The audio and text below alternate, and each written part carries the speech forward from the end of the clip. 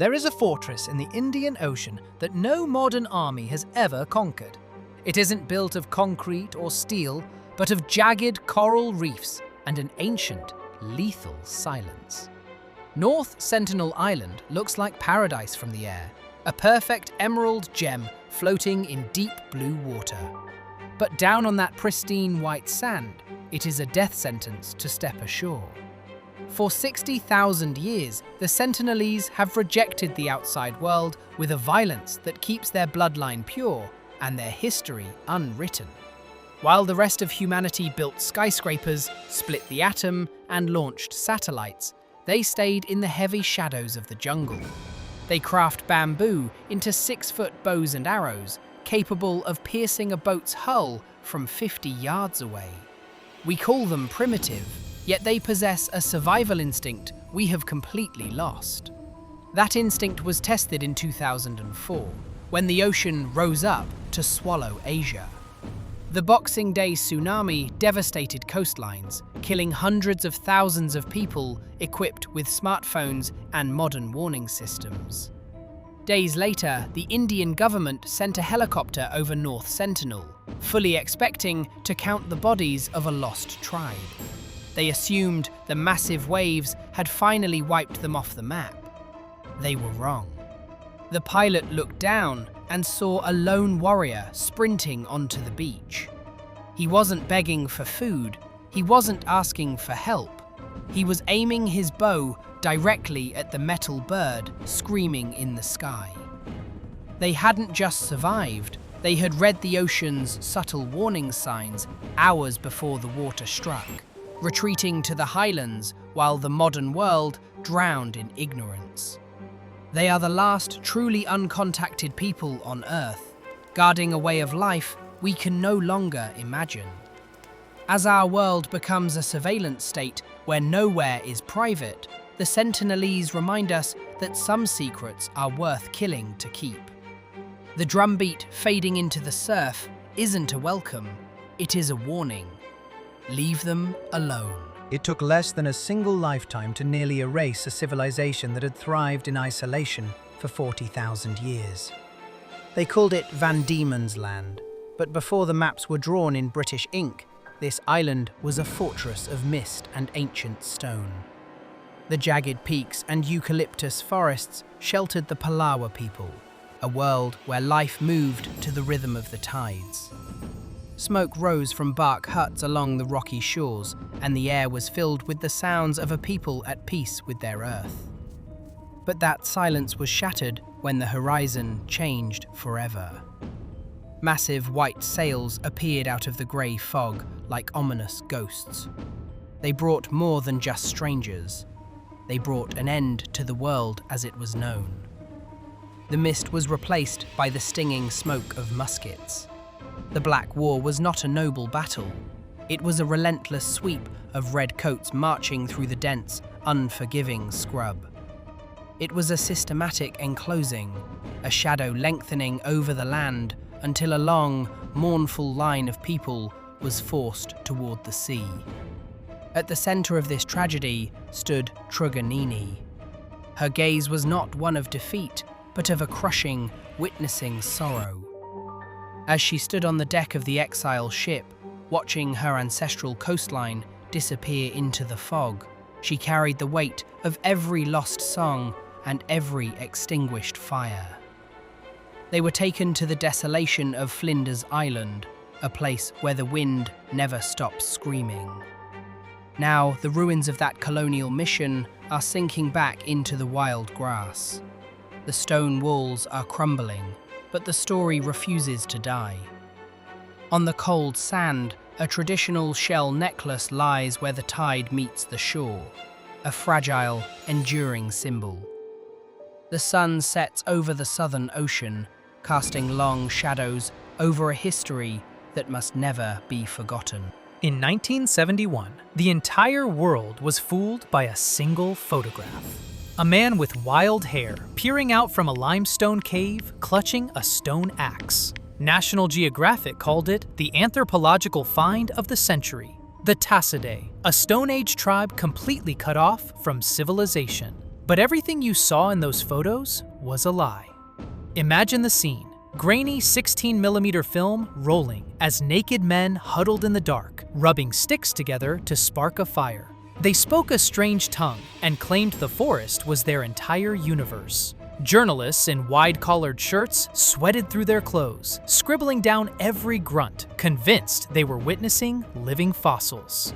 At the center of the circus was Manuel Elizalde. He was the government official who discovered them, the man in the white linen suit who controlled who got in and who got out. He declared the area a protected reservation, essentially sealing the Tasaday in a glass case. For 15 years, the world watched from a distance, captivated by their innocence. Then, in 1986, the dictator Ferdinand Marcos fled the country, and Elizalde vanished. With the guards gone, anthropologists hiked back up the mountain. They didn't find a lost tribe. They found the same men from the magazine covers, living in wooden houses, smoking cigarettes, and wearing jeans. The illusion shattered instantly. The cavemen confessed it was all theater. They described secret meetings in the dead of night, where Elizalde forced them to strip off their clothes and hide their metal tools in exchange for promises of aid and cash. They were never isolated. They were local farmers coerced into the performance of a lifetime. Those screaming headlines about the discovery of the century have since crumbled into ash. Look at the land today. That virgin rainforest is just a small patch of green squeezed between logging roads and towns. The Tasaday hoax wasn't about science, it was a forgery, orchestrated to exploit the world's desire for a primitive paradise. The sound you are hearing right now is not just a whisper. It is the final breath of a civilization. When this man closes his eyes, a language spoken for 3,000 years will simply cease to exist. Tucked inside this jagged limestone gorge, the village of the Eremites stands abandoned. Ivy swallows the stone dwellings where families once debated, loved, and sang. They were the keepers of the high pass, isolated by geography and choice. Their words were the only map to this terrain, describing specific winds and the exact shade of twilight on the peaks. But isolation is a double-edged sword. Slowly, the youth descended into the cities, trading their ancestral tongue for modern convenience. Now, in a dimly lit basement halfway across the world, desperation sets in. Linguists hunch over dusty, blank journals. They play back fragile wax cylinder recordings, praying for a voice. But all they hear is the crackling static of decay. A ghostly echo that refuses to resolve into words. We treat culture as something solid, preserved in museums. But a language is a living organism. Without a tongue to speak it, it doesn't just sleep, it dissolves. The specific wisdom of how to survive these winters, the prayers for the harvest, the lullabies, they aren't written down. They are evaporating. It is a total erasure of collective memory, like an ancient book of symbols turning to ash and scattering over a vast, silent forest. There is no backup drive for the human soul. As the sun sets over this desolate valley, look at the long shadows stretching across the ruins. The physical structures remain, but the spirit is gone. The only sound left is the rustling of dry leaves, a profound, permanent silence where a world used to be. One moment the river is silent, mist clinging to the water like smoke. The next, a 6-foot sharpened cane arrow pierces the hull of your boat. This isn't a warning from the past. This is happening right now, deep in the Peruvian Amazon. You are looking at the Mashco Piro. They are likely the largest uncontacted tribe left on Earth. But the word uncontacted is misleading. They know we are here. They watch the logging trucks rumble closer. They hear the engines of drug traffickers cutting through their territory. And they have made a deliberate, collective choice to stay hidden. For decades, they were only ghosts. Footprints in the mud, broken twigs, the feeling of being watched from the emerald wall of the rainforest. But now, they are stepping out. Driven by encroaching threats and shrinking hunting grounds, they appear on the riverbanks of the Manu National Park. Their bodies are painted in striking geometric patterns of red achiote and black huito, distinct codes of identity that we can barely begin to decipher. When they lock eyes with a camera lens, there is no curiosity in their gaze. There is only a profound, heavy stillness. It is a standoff between the modern world and deep time. They stand their ground, arrows nocked, drawing a boundary line in the sand that says, "Go back." From the air, their temporary palm leaf shelters are barely visible. Tucked into the curves of remote oxbow lakes, they are masters of invisibility. But as the camera pulls back, revealing the endless, suffocating scale of the Amazon basin, the reality settles in. Their isolation isn't a prison, it's their fortress. And their survival depends entirely on whether we have the discipline to leave that fortress alone. Imagine sleeping 140 feet above the ground, not for the breathtaking view, but to survive the monsters hunting below. Deep in the emerald density of the West Papuan rainforest, the Corowai people have engineered a life completely detached from the earth. This isn't a childhood treehouse. It's a survival fortress, perched precariously on the spindly branches of a banyan giant. To enter their world, you have to earn it. The only way up is a single notched log, slick with moss, shaking under your weight as you ascend higher than a 10-story building. Constructing these architectural anomalies is a defiance of gravity. There are no power tools here. Men balance on narrow limbs, wielding stone axes to hew heavy ironwood beams. No nails, no bolts, just rattan vines lashed with the precision of a surgeon and the strength of steel. They trust these vines with their lives. One slip doesn't mean an injury, it means vanishing into the unforgiving canopy below.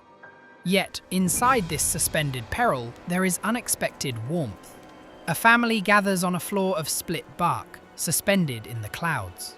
In a house made entirely of kindling, they dare to light a fire. A clay-lined hearth flickers, casting orange warmth against the green wall of leaves outside.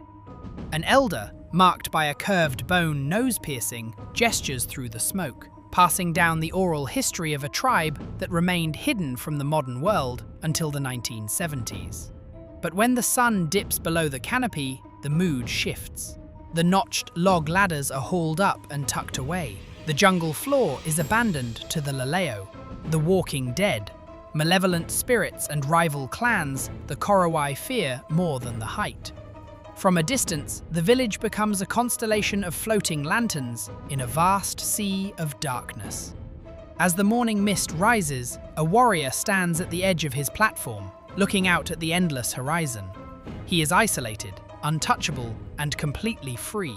A master of the sky looking down on a world he doesn't need. An entire civilization was erased by a handshake that never happened. Deep in this emerald canopy, the silence isn't peaceful, it's a graveyard. We call them the lost tribes, but they weren't lost, they were hiding. And then, without a scream, they simply vanished. Walk through this clearing. The ground here is uneven, shaped by the rotting skeletons of massive communal longhouses, now strangled by the crushing grip of fig trees. Nature is aggressively reclaiming its dead. But look closer at the damp soil. That isn't a root, it's a rusted 19th century machete. This blade traveled thousands of miles across oceans, traded hand to hand up the river. Yet the warrior holding it likely never saw the face of the man who forged it. That is the terrifying paradox. Steel moved faster than people, and invisible killers moved fastest of all. Decades before the first explorer could map these coordinates, a silent wave of smallpox and measles rushed upstream like a phantom fire. It didn't need contact to kill. It traveled on the goods they traded. It decimated these families before they even knew a world existed beyond the tree line. Close your eyes and picture a thriving village right here. Smoke rising from the fires, mothers weaving, the rhythmic chant of a ceremony under the moonlight. Now, open them.